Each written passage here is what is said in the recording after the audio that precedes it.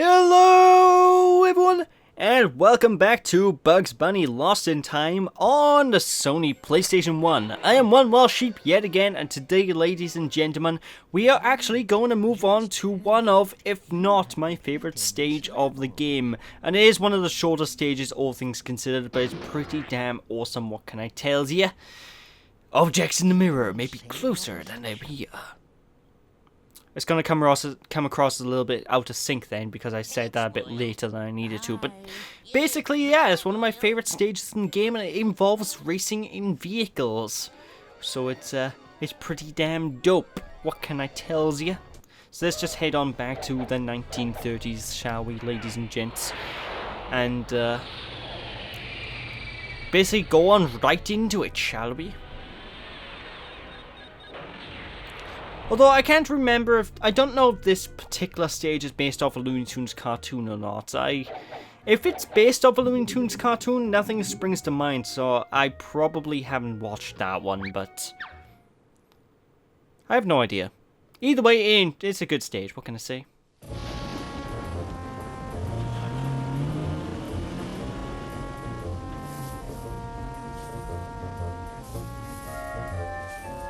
Hey, Muggsy, look, a witness. Get that stupid rabbit. No problem, boss.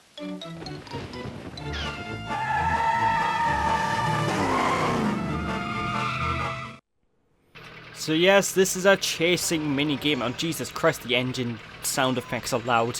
Where we basically need to go and run forward and try to get away from Muggsy and Rocky, who are going to be constantly shooting at us throughout the course of the stage.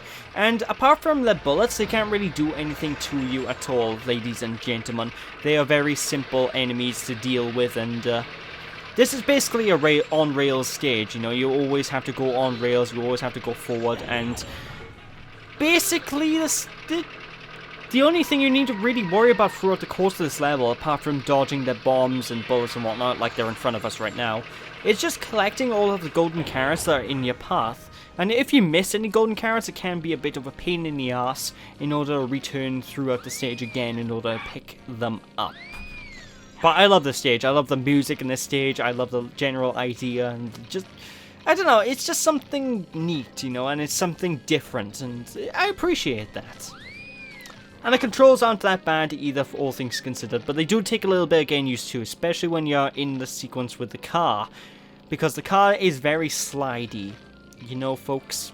And it is possible actually to glitch out these sequences so you end up driving backwards, but it is very tricky to do so, and honestly I don't want to drive backwards, because no, I want to make progression. I want to go forwards with the game, ladies and gentlemen. Do you know what I'm saying?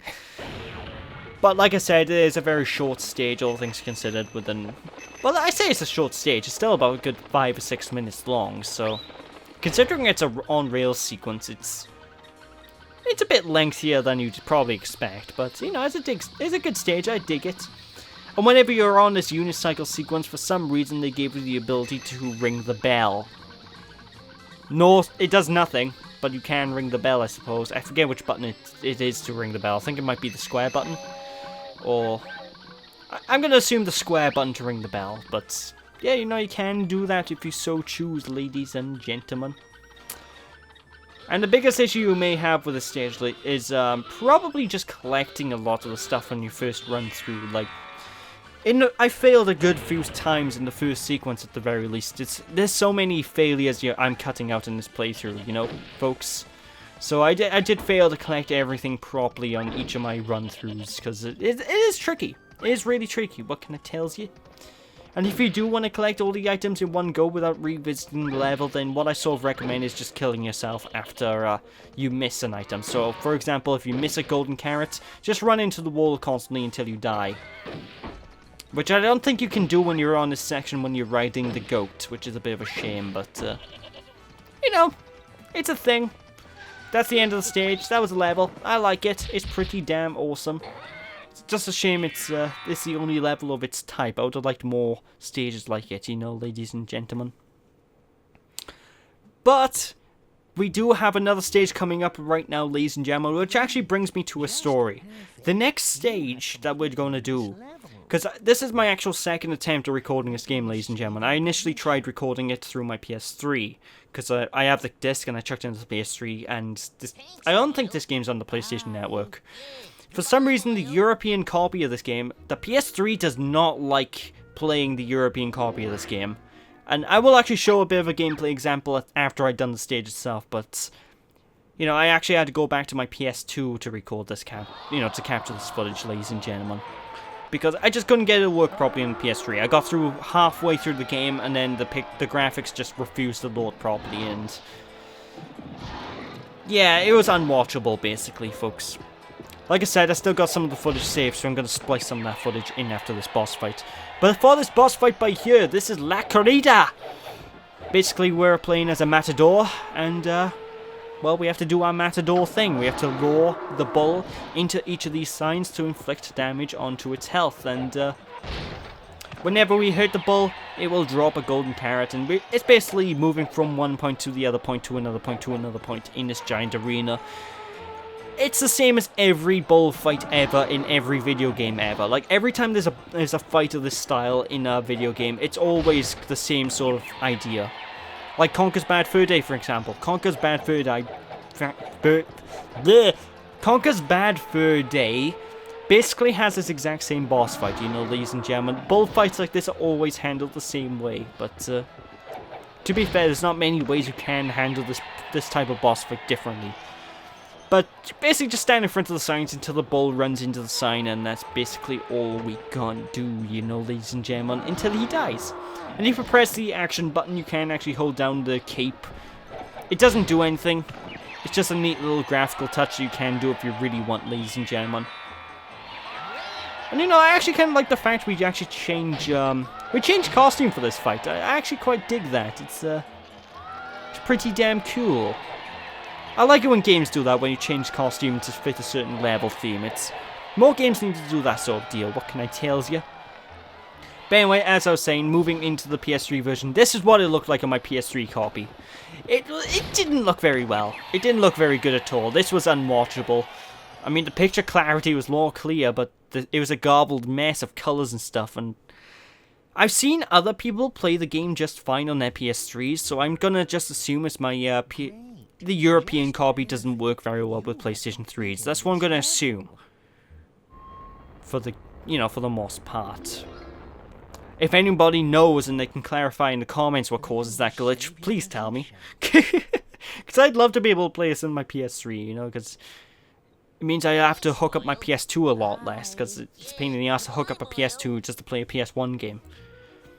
Well, I suppose I could hook up a PS1 as well, but I don't exactly have decent cables from my PS1, so it'll look all fuzzy and stuff if I did that.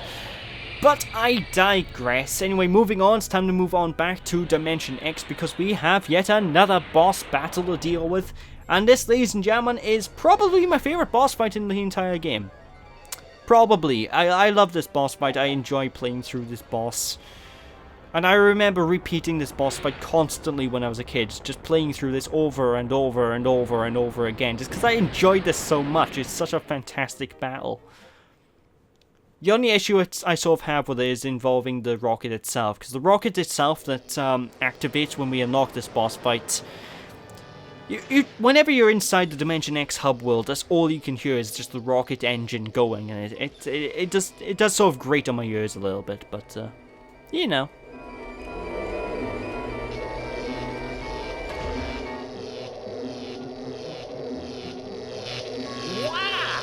What a big carrot! Hey! Stop, Earthling!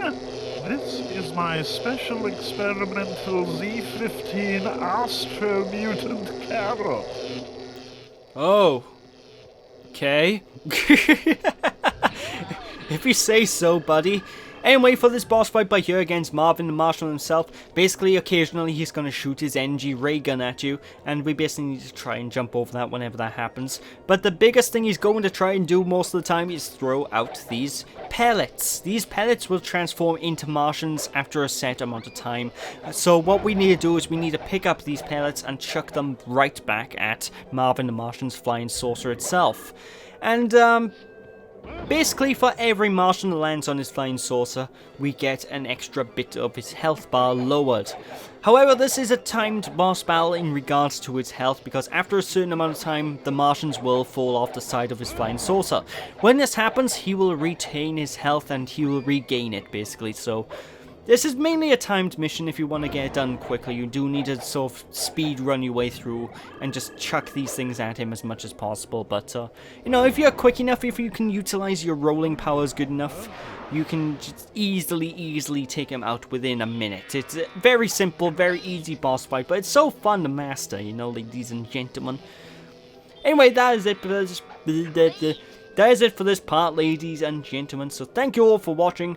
Hope you all enjoyed. Don't be sheepish, people. And when we return next time, we'll be moving on back to the pirate years to enter a stage that, technically we unlocked way earlier on in the LP, but we haven't started to try and visit until this point. So, yeah, so we're going to return to the pirate years next time, ladies and gentlemen. So thank you all for watching. Hope you all enjoyed. Don't be sheepish, and I'll catch you all then. Bye!